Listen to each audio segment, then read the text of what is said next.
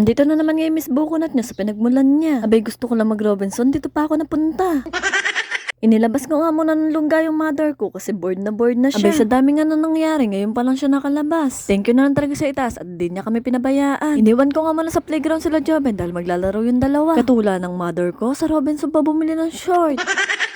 Katapos nga namin bumili, binalikan na namin tong dalawa. Ay mare, kala ko may kitikiti akong kasama. Grabe talaga sila sa likod, akala mo hindi nakakalabas ng bahay. Pagkatapos nga nila mag-playground dyan, ay pupuntahan naman nila yung sa ibaba. Ay mare, ganitong eksena talaga nangyayari sa amin pagkasama namin yung dalawa.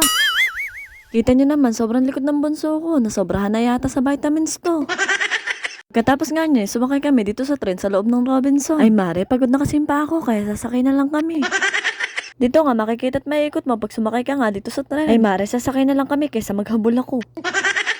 Pagka uwi nga namin dyan, nagpalaro naman ako dito sa pamilya ko.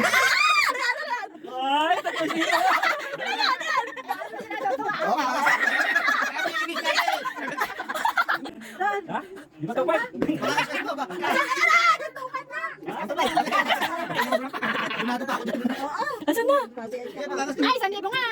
Ayan o, 3-0. 5,000!